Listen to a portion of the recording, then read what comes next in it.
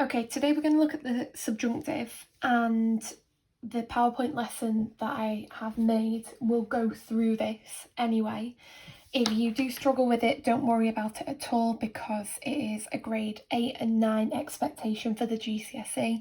It's something that we are meant to be covering in this topic anyway, but obviously if we're not in school, it may not be as easy to understand. So we'll see how we get on with it. If you do struggle, just give it a go, maybe come back to it at another time. But ultimately, it's just for you to start working with the subjunctive, recognising it, seeing if you can use it in your work, which up until this point some of you already have, and if there are any problems or you're still struggling, we can sort that when we get back to school. So the subjunctive, you're going to treat it like a tense, even though it's not really a tense. It's kind of like the conditional in that it's if you're saying something that you might want to happen or something that should happen but may not happen, so it's not definite whether it's going to happen or not. And the subjunctive is going to be used for certain phrases. So whenever you see es importante que, you're going to use the subjunctive after that. If you say es esencial que, again, you're going to use it then. Es necesario que, para que. There are more, and they are all in the document that I've attached for you, but today we're just going to work with these four because they're the most common, they're the easiest that you can get into your work, and the subjunctive lends itself to the topic that we're doing at the moment about healthy living, recommendations for healthy living. Over the next few weeks we'll go on to talk about the environment. So obviously if the subjunctive is something that you use to kind of give advice and say what should be happening, it lends itself to the topic well. So to form the subjunctive, we're going to use it after these four phrases today, but to form it, it's pretty simple. It's just the concept of using the subjunctive that's hard to get your head around. So you're going to treat it like the present tense. So like you would with the present, you are going to take your ER and your AR verb. So we're going to get hablar, which is your AR verb, and you're going to get comer, which is your ER verb. You don't need your IR verb for this because there's the only two different endings that we need to look at. So in the present tense, what we would do is we would take off that AR and take off the ER, and then we'd add the correct endings. So we'd add o, as, a, amos, ais, an, or we'd add o, s, emos, ais, n. So that would be for I, you, he, she, or it, we, you plural, and they. So you've got your AR and your ER, they're the only ones that you need to focus on for the subjunctive. So if we're using the subjunctive after these phrases and I want to say it's important that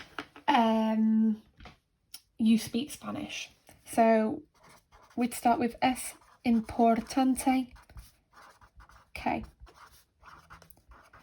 Now normally, if we were saying it's important that you speak Spanish, we'd say es importante que hablas, because we've got you, it's an AR verb, you've added the AS on the end. But the only thing that you are going to do for the subjunctive is you are going to swap these endings. So instead of using the AR ending, you're going to use the ER instead, and vice versa. So in this case, it would be es importante que instead of hablas, hables. Es importante que hables español. So all you are doing is when it is one of these phrases, you're just going to change your AR present tense ending for your ER, which is pretty easy to do for the rest of them. So if you wanted to say it's important that, or it's necessary that you eat healthily, es necesario que.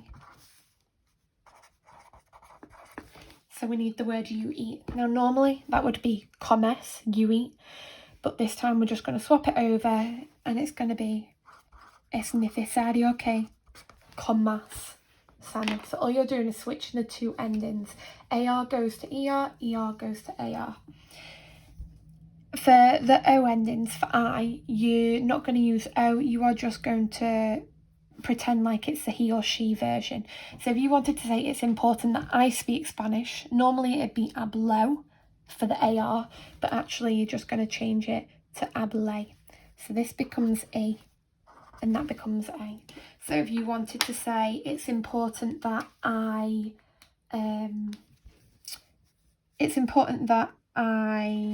visit my grandparents. Es importante. Okay, so we've got our subjunctive sentence starter. Normally it would be visito, which comes from visitar.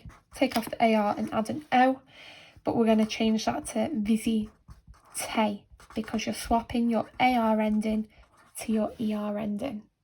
So it's important that I visit a mis abuelos, my grandparents. If you wanted to say it's important that we drink lots of water, or it's essential that, es esencial.